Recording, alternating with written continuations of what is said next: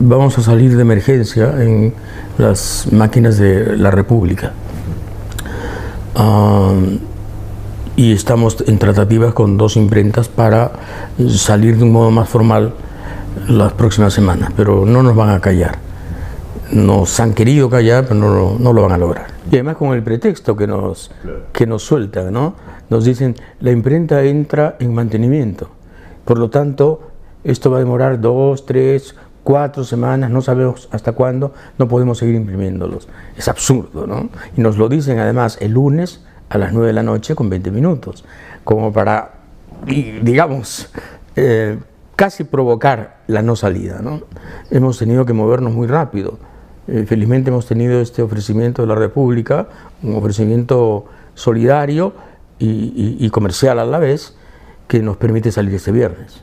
Es un mensaje clarísimo, te has metido en terrenos prohibidos y esta es la punición, este es el castigo, esta es la represalia, así que con nosotros no vas a jugar y se acabó. Es el juego rudo de siempre. El fujimorismo juega rugby, no juega fútbol, siempre fue así. Los conozco desde que empezaron y he batallado con ellos y esto es el típico gesto que suelen tener, ¿no? Es un presagio también, desde luego, es un aviso, una tarjeta amarilla para todos los ingenuos que creen que hay 2 fujimorismos.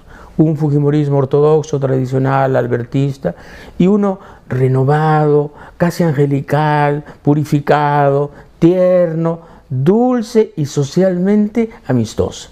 Bueno, para estos últimos tetudos, este mensaje, ojalá que sea, digamos, algo de claridad.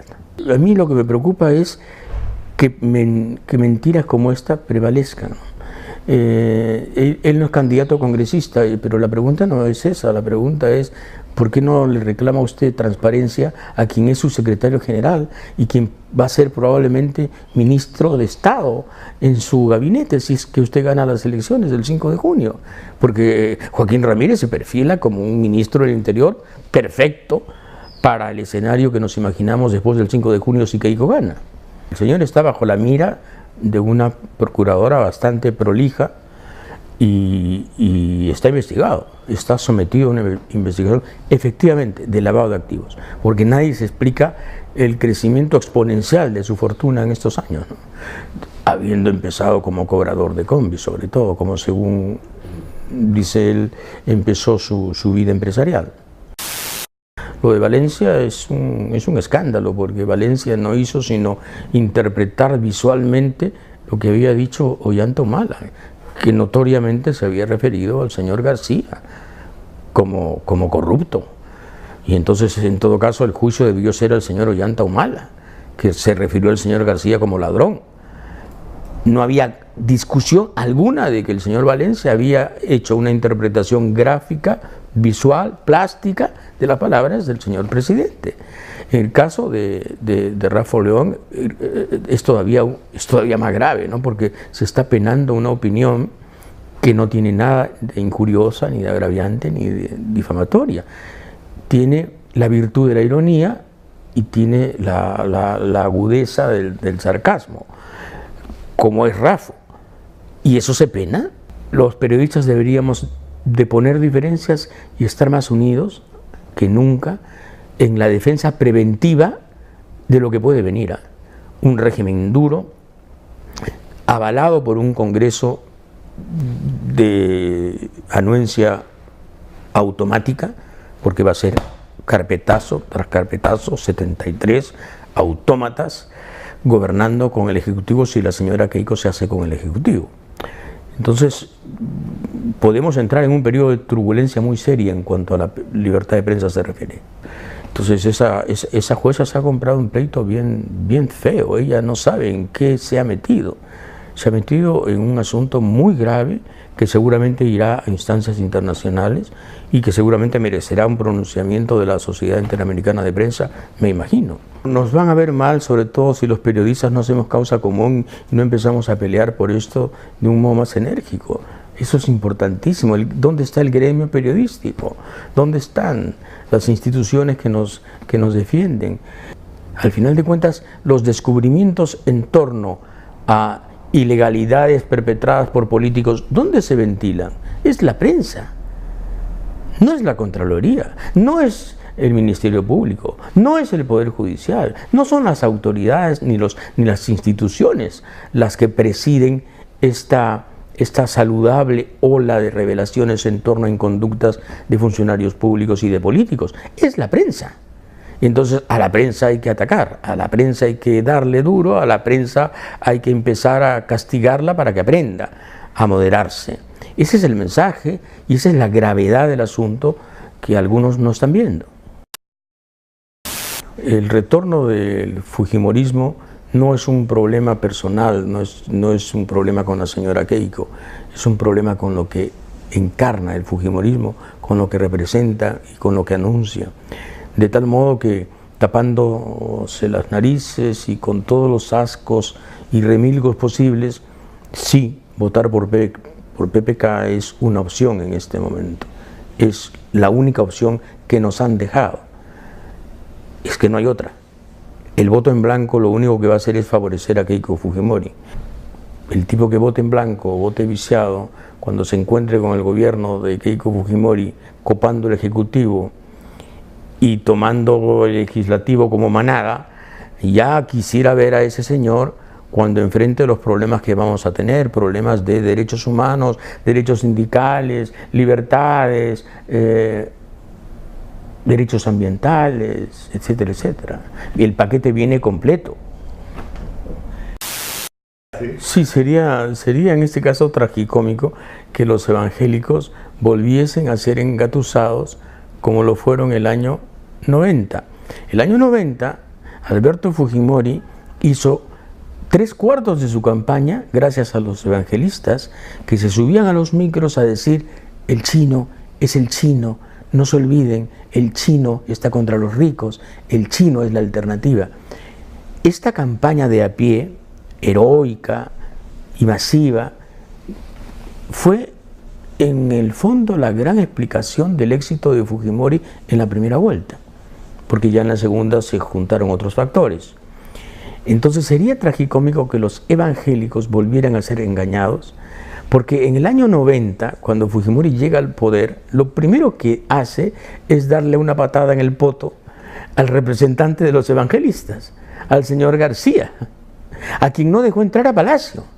Carlos García, vicepresidente de la República y artífice del apoyo evangélico, en fin, masivo y triunfal, no pudo entrar a Palacio de Gobierno.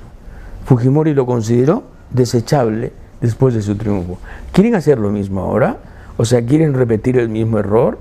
¿Dios no les enseñó que los errores hay que evitarlos? Bueno, allá ellos sí lo hacen, ¿no? No me extrañaría que sucediera, ¿eh? En la cultura japonesa hay un machismo muy marcado y entonces Kenji se siente depositario de esa cultura y se siente destinado, sin lugar a dudas. Y no me extrañaría que fuese el candidato el 2021 si Keiko gana el 5 de junio, porque con la mayoría que tendrían pueden modificar la ley electoral, pueden intentar modificar la Constitución, ganándose algunos votos adicionales, etcétera. O sea, todo puede pasar. Si el fujimorismo copa el Ejecutivo como lo ha hecho con el Legislativo, tenemos un gobierno impredecible, de duración además también impredecible. El fujimorismo tiene esa característica, no puede medirse, no puede controlarse, no tiene autocontrol. El fujimorismo tenía en el año 91, lo recuerdo perfectamente, fue el año en que me censuraron el programa que yo tenía en América Televisión, tenía perfectas posibilidades de entenderse con el Congreso, pero Fujimori tenía la convicción de que el Congreso era su adversario y el cerrar el Congreso era una obsesión. Yo recuerdo perfectamente que me fui del Perú en diciembre del año 91 porque se me cerraron todas las puertas y yo, sin ser clarividente ni Nostradamus, anuncié que venía un golpe de Estado. Diciembre del 91, se lo anuncié a la agencia EFE que me entrevistó. El golpe vino en abril. El golpe estaba cantado. Era la vocación de Fujimori cerrar el Congreso y lograr un poder absoluto.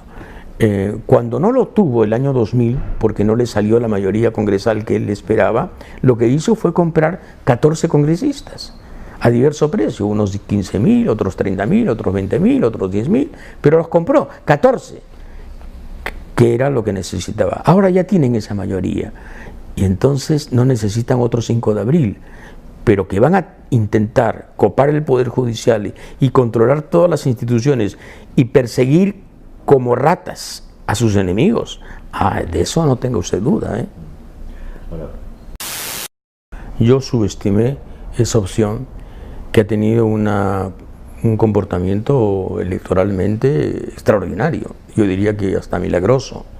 Claro, dirán algunos, es que se fue Guzmán, es que con Guzmán eran 5%, es que se fue Guzmán y los votos de Guzmán mayoritariamente fueron. Sí, pero esa no es la única explicación. También es cierto que Verónica demostró en el camino ser una lideresa de polendas, carismática y atractiva, y ofrecer una imagen de la izquierda menos hirsuta y menos peluda y menos cejijunta que la que venía ofreciendo en los últimos años. Veo que hay una opción grande ahí, siempre y cuando, desde luego, haya deslindes que tienen que producirse de un modo muy claro. La ambigüedad frente a Venezuela ya no puede continuar.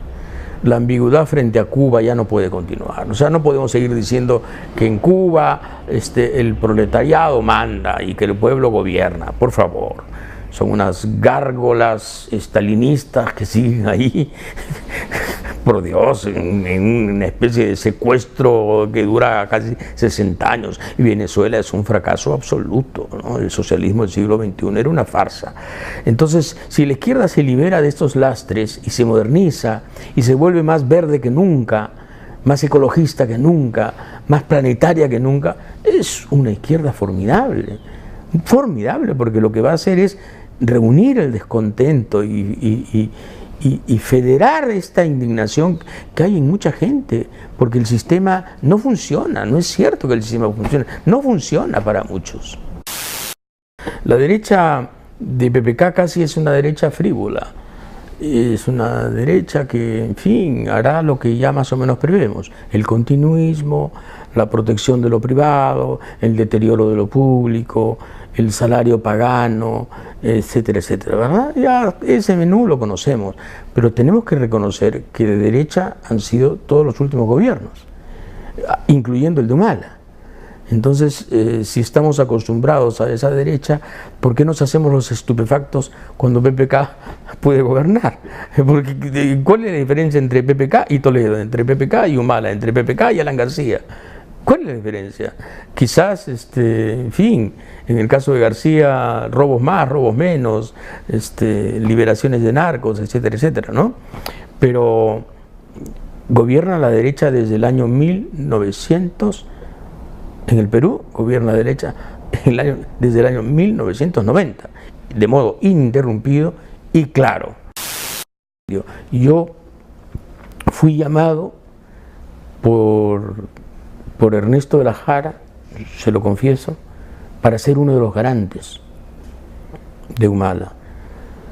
En los días esos angustiosos en que se necesitaba garantes para que Humala ofreciera confianza y diera, digamos, una suerte de garantía a las fuerzas vivas y a los empresarios de que las cosas no se iban a modificar en lo esencial. Yo no firmé, desde luego, no fui garante, le dije a Ernesto con mucho cariño y con mucha cordialidad que no quería ser garante. Era una farsa, evidentemente. La farsa empezó ahí. Como el candidato de la izquierda necesita garantes para comprometerse ante la derecha de que no va a haber modificaciones sustanciales, pero eso es de Cantinflas. Eso es de Tintán. A veces parecemos una película mexicana mala, ¿eh? A veces parecemos una película de Televisa, y eso era una película de Televisa. La obligación práctica sería votar por PPK, ¿no? Dicho esto en los términos más crudos y resignados, la obligación práctica, por Dios. Defendámonos de algún modo, defendámonos, pongamos un escudo ante la chaveta, pongamos un antebrazo ante la chaveta. Ese antebrazo, sí, no es el mejor, pues, ese escudo no es el mejor. Al final es un señor de edad provecta que tiene la vanidad de querer ser presidente, sí, pues, pero no va a quedarse. No quiere quedarse, no puede quedarse, por múltiples razones, la etaria entre ellas. No creo que haya gobierno que le haya hecho más daño al Perú que el fujimorismo, porque nos hizo un daño institucional, pudrió las instituciones. Eso es lo que pasa, pudrió el alma del Perú. Las Fuerzas Armadas ya no eran Fuerzas Armadas, eran bandas armadas dedicadas a robar en cada compra. El presupuesto ya no era presupuesto, era una caja chica que se usaba de un modo perverso para cualquier fin. La prensa se envileció, la televisión fue alquilada, o sea, todo lo que usted puede tocar, el Tribunal Constitucional se desarmó, ¿verdad? La Contraloría no existió. Blanca Nélida Colán era fiscal de la Nación y actuaba como etaira, para citar un nombre cursi de un blog, actuaba como etaira del régimen. Yo recuerdo perfectamente que cuando en Liberación denunciamos que el señor Montesinos tenía en Vice, en el Banco Vice, una cuenta de 2.600.000, y no lo olvido porque el número era diabólico, 2.666.000, era 666 dólares. El fiscal de la Nación, Aljovín, dijo que esa investigación no merecía ser tomada en cuenta porque había sido lograda con documentos robados al Banco Vice. Sí, y absolvió por completo al señor Montesinos.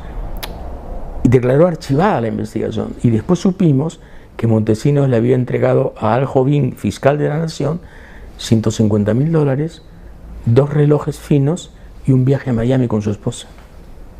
Es que eso es el fujimorismo. Lo que pasa es que los jóvenes no han leído eso, no lo vivieron, no lo padecieron, no entienden lo que es el fujimorismo. Creen que el fujimorismo es un gobierno recio de derecha. No, es una cosa muy especial. Si González Prada hubiese vivido el fujimorismo, hubiese hecho una frase mejor que aquella del dedo y el pus sobre el Perú, estoy seguro. Se habría inspirado mucho más. Sí, bueno, es una condena no enterarse del pasado, ¿no? Es una verdadera condena porque es la garantía absoluta de que los errores antiguos van a cometerse otra vez. Y entonces informarse no es una opción, es un deber, absolutamente, en política, ¿no? El problema es que, claro, aquí hay una prensa que ayuda a la desinformación y hay una ciudadanía que está estoicamente dispuesta a aceptar la no información como parte de su cultura. O sea, no tenemos una ciudadanía en pie, beligerante, documentada y lista para defender sus derechos. O sea, a mí me sorprende ver trabajadores vivando a Keiko. O sea, ¿no recuerdan que su padre les quitó todos los derechos? Todos los derechos sindicales abolidos, que su padre inventó los servicios, que su padre es el responsable del asesinato de Wilca. ¿No recuerdan en qué terminaron los sindicatos con Fujimori? Y trabajadores así, proletarios. Digo, Dios, esta gente no se informa, esta gente quiere alguna, no sé, alguna dádiva. A veces me da pena ver la calidad de ciudadanía que tenemos, me da pena. Y otras veces, en cambio, me da mucha esperanza ver a la gente reaccionando, activándose, yendo a las calles y pronunciándose en contra de lo que puede venir el 5 de junio, ¿no? Son los sentimientos encontrados que produce el Perú. Es bien difícil ser peruano, porque uno tiene una relación de amor, odio, de pasión y desprecio, en una simultaneidad a veces corrosiva, ¿no? Hiriente, de verdad. Es muy, muy difícil tragarse el sapo de la peruanidad a veces. Y sin embargo somos peruanos y estamos aquí y moriremos aquí y pelearemos hasta el final porque esto mejore.